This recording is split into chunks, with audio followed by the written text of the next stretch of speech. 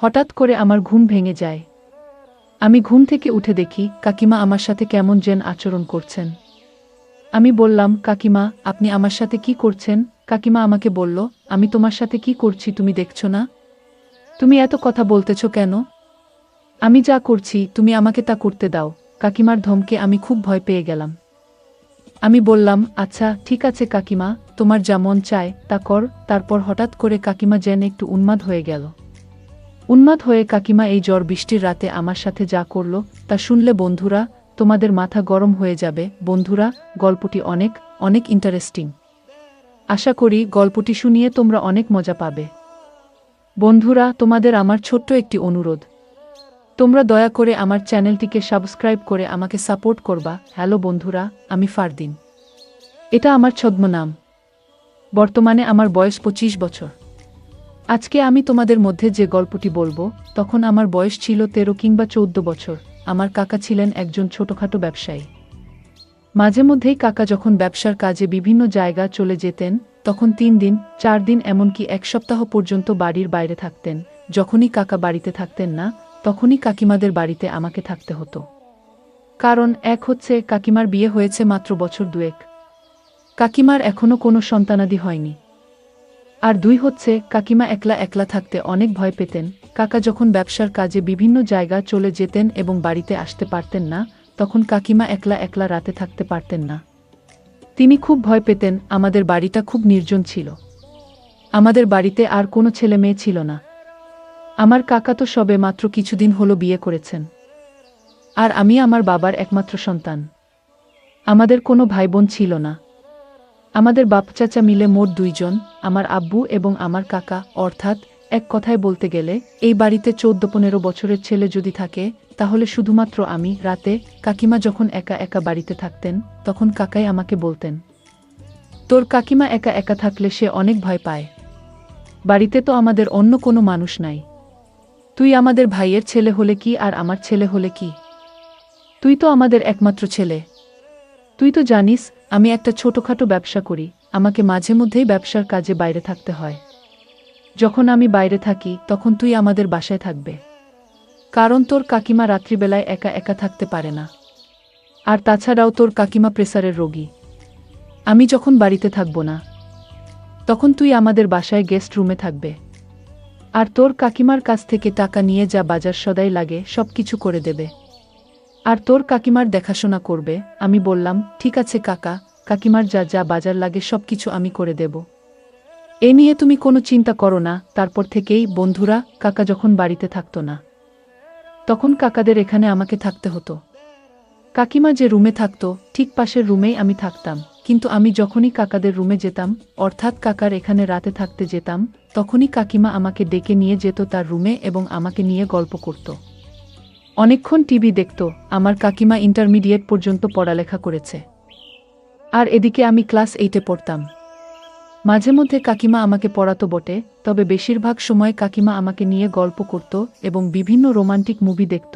একদিন আমি কাকাদের এখানে থাকতে গেলে কাকিমা আমাকে বলল, বাবা ফারদিন, আজকে তুমি আমার এখানে থাকবে। বাইরে যে ঝড় বৃষ্টি আর বজ্রপাত হচ্ছে, তাতে আমি খুব ভয় পাচ্ছি। আমি বললাম, কাকিমা, সমস্যা কি? বাইরে বজ্রপাত থাকলেও তো সমস্যা নাই, চতুর্দিকে তো বিল্ডিং, আপনার কোনো ভয় নাই। তারপরও কাকিমা বলল, বাবা ফারদিন, তোমাকে আমি যা বলছি তুমি তাই করো। আমার আজকে খুব একটা ভালো লাগছে না। তুমি আজকে আমার পাশে থাকবা, তা না হলে আমার খুব খারাপ লাগবে। আমি বললাম, আচ্ছা ঠিক আছে কাকিমা, তোমার যেহেতু খারাপ লাগছে তাহলে তো নিশ্চয়ই তোমার পাশে আমাকে থাকতে হবে। কিছুক্ষণ পর কাকিমা আমাকে বলল, বাবা ফারদিন, অনেক দিন ধরে তোমার সাথে আমার গল্পগুজব আড্ডাবাজি হয়নি। আচ্ছা, আজকে তোমাকে নিয়ে আমি অনেক আড্ডা দেব। আমি বললাম, কাকিমা, আমি খুব একটা বেশি আড্ডা দিতে পছন্দ করি না। তারপর কাকিমা আমাকে বলল, আজকে আমার সাথে তোমাকে আড্ডা দিতেই হবে। কাকিমার অনেক জোড়াজুড়িতে আমি আড্ডা দিতে রাজি হয়ে গেলাম। তারপর আমি বললাম, কাকিমা, আমি তোমার সাথে আড্ডা দিতে রাজি আছি, কিন্তু আমার একটা শর্ত আছে। কাকিমা আমাকে বলছে, বাবা ফারদিন, কি শর্ত তোমার? আমি বললাম, কাকিমা, আমার আব্বুকে আমি অনেক দিন ধরে বলছি আমাকে একটা মোবাইল কিনে দিতে, কিন্তু আমার আব্বু আমাকে কোনো মোবাইল কিনে দেয় না। কাকিমা, তোমার সাথে আমি সারা রাত ধরে আড্ডা দেব, তুমি যতক্ষণ মন চায় ততক্ষণ আড্ডা দেব, কিন্তু তোমাকে আমাকে একটি মোবাইল কিনে দিতে হবে। আমার কথা শুনে কাকিমা হাহা করে একটা হাসি দিল। আমি বললাম, কাকিমা তুমি হাসলে কেন?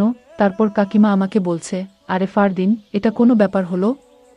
তোকে আমি কালকে একটা মোবাইল কিনে দেব, কিন্তু আমারও একটা শর্ত আছে।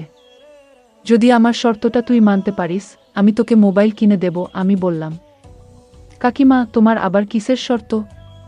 ঠিক আছে, যদি তুমি আমাকে মোবাইল কিনে দাও, তাহলে তুমি যে কোনো শর্ত দাও, আমি মেনে নেব। তারপর কাকিমা বলছে, আচ্ছা ঠিক আছে, তাহলে আজকে রাত্রে আমি যা বলি তুই সেটা করবি। আমি বললাম, আচ্ছা ঠিক আছে, যদি তুমি আমাকে মোবাইল কিনে দাও তাহলে তুমি যা বলবে আমি তাই করব। এভাবে কাকিমার সাথে কথা বলতে বলতে, গল্প করতে করতে সময় কেটে যাচ্ছে, কখন তা বুঝতেই পারিনি। গল্প করতে করতেই আমি লক্ষ্য করলাম কাকিমা আমার দিকে কেমনভাবে যেন তাকিয়ে রয়েছেন। কাকিমার তাকানোর মধ্যে যেন একটা রহস্য লুকিয়ে আছে। আমি বললাম, কাকিমা যা মন চায় তা করুক, কাকিমা যা বলে আমি তাই করব। এর বিনিময়ে তো আমি একটা মোবাইল পাবো। এই ভেবে কাকিমার শর্তে রাজি হয়ে গেলাম। তারপর আমি কাকিমাকে বললাম, কাকিমা এবার বলো তোমার শর্তটা কি? কাকিমা বলল, আরে ফারদিন, এত তাড়াহুড়ো করছিস কেন? আস্তে আস্তে তোকে আমি সব বলছি। আমার যে কি শর্ত তা তুই রাত হলেই বুঝবি। এবার চলো আমরা শুয়ে পড়ি। আর এদিকে বাইরে প্রচুর ঝড় বৃষ্টি হচ্ছে। কিছুক্ষণ পর কাকিমা আমাকে বলল, বাবা ফারদিন, আজকে আমার খুব খারাপ লাগছে।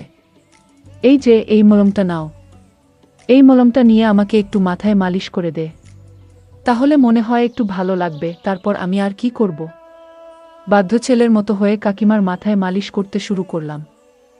একদিকে আমি মালিশ করতেছি, আরেকদিকে কাকিমা কেমন যেন অদ্ভুত অদ্ভুত আওয়াজ করতেছেন। আমি বললাম, কাকিমা তুমি এরকম অদ্ভুত আওয়াজ করতেছ কেন? কাকিমা বলছে, আরে বাবা তুই এটা বুঝবি না, তোকে যা বলছি তাই কর। আমি বললাম, ঠিক আছে কাকিমা। এই বলে বাধ্য ছেলের মতো কাকিমার শিখানো অনুযায়ী আমি তাকে মালিশ করতে শুরু করলাম। এভাবে মালিশ করতে করতে কাকিমা হঠাৎ করে ঘুমিয়ে পড়লেন। আমিও ঘুমিয়ে পড়লাম। গভীর রাতে ঘুমের মধ্যে আমি অনুভব করলাম কেউ আমার সাথে যেন ভিন্নরকম কিছু করার চেষ্টা করছে। এরকম পরিস্থিতিতে হঠাৎ করে আমার ঘুম ভেঙে যায়। আমি ঘুম থেকে উঠে দেখি কাকিমা আমার সাথে কেমন জানি করছে। আমি বললাম, কাকিমা আপনি আমার সাথে কি করছেন? কাকিমা আমাকে বললেন, আমি তোমার সাথে কি করছি তুমি দেখছো না? তুমি এত কথা বলতেছ কেন? আমি যা করছি তুমি আমাকে তা করতে দাও। কাকিমার ধমকে আমি খুব ভয় পেয়ে গেলাম। আমি বললাম, আচ্ছা ঠিক আছে কাকিমা, তোমার যা মন চায় তা কর। তারপর হঠাৎ করে কাকিমা যেন একটু উন্মাদ হয়ে গেলেন। উন্মাদ হয়ে কাকিমা এই ঝড় বৃষ্টির রাতে আমাকে তার সাথে মিলাতে বললেন। অর্থাৎ সে যা যা আমাকে বললেন আমি তাই যেন করতে লাগলাম। কারণ আমি যদি কাকিমার কথা না শুনি তাহলে তো কালকে কাকিমা আমাকে মোবাইল কিনে দেবেন না। একটা মোবাইলের আশায় কাকিমা যা বলছেন আমাকে তাই করতে হলো। তারপর কাকিমা আমার সাথে এমন কিছু করতে লাগলেন যার ফলে আমার অবস্থা খুব খারাপ হয়ে যেতে লাগলো। তখন আমি কাকিমাকে বললাম, কাকিমা তুমি আমাকে যে কাজ করার ইঙ্গিত দিচ্ছ সেটা করা কি ঠিক হবে? কাকা জানতে পারলে মনে কষ্ট পাবেন। তখন কাকিমা আমাকে বললেন, ফারদিন তোমার কি মোবাইল লাগবে না? আমি বললাম, হ্যাঁ কাকিমা লাগবে। তোমার যদি মোবাইল লাগে তাহলে তোমাকে আমার সাথে আজকে একটা কিছু করতে হবে, তাহলেই কেবল তুমি মোবাইল পাবে। তারপর কাকিমা আমার সাথে এমন কিছু করলেন যা আমার মুখে ভাষায় প্রকাশ করা অসম্ভব। আমিও তখন নিয়ন্ত্রণ হারিয়ে যা করার তাই করলাম। তারপর কাকিমার ইচ্ছামতো আমার সাথে অনেকক্ষণ বিনোদন করলেন। একটা পর্যায়ে তিনি ক্লান্ত হয়ে গেলেন। তারপর আমি কাকিমাকে বিনয়ের সাথে বললাম, কাকিমা কাকার সাথে কখনো এরকম কিছু বলবেন না, আপনাকে অনুরোধ করলাম। কাকা জানতে পারলে আমাকে মেরে ফেলবে। তখন কাকিমা বললেন, আরে পাগল, তুমি এই বিষয় নিয়ে কোনো চিন্তা করো না। তুমি তো আমার কথায় থাকছো তাই না? তোমার কাকা জানবে কি করে? এখানে তুমি আর আমি ছাড়া তো কেউ নেই। ফারদিন তুমি অনেক সুন্দর, তোমাকে আমার অনেক পছন্দ, তুমি কিউট একটা ছেলে। তোমাকে আমি অনেক ভালোবাসি, কিন্তু আমি তোমাকে কখনো বলতে পারিনি। তোমাকে নিয়ে বিনোদন করা আমার অনেক দিনের শখ। আজকে তুমি আমার ইচ্ছা পূরণ করছো। ঠিক আছে ফারদিন বন্ধুরা, তারপর আমি আর কি করব? আমিও তো একজন মানুষ, আমারও তো কিছু না কিছু আছে। তারপর যা হওয়ার তাই হলো। অনেকক্ষণ বিনোদনের পর ক্লান্ত হয়ে পড়লাম। বন্ধুরা, দিনটি ছিল আমার জন্য অনেক রোমান্টিক স্মরণীয়। বন্ধুরা, আজকে এ পর্যন্তই। আমি আবার আসব তোমাদের মধ্যে নতুন কোনো গল্প নিয়ে। বন্ধুরা, ভিডিওটি যদি ভালো লাগে তাহলে একটি লাইক দাও। বন্ধুরা, এরকম ধরনের ইন্টারেস্টিং ভিডিও পেতে তোমরা অবশ্যই আমার চ্যানেলটিকে সাবস্ক্রাইব করে আমাকে সাপোর্ট করবে। পরিশেষে তোমাদের সকলের নেক হায়াত কামনা করি। ভিডিওটি দেখার জন্য তোমাদের সকলকে অসংখ্য ধন্যবাদ।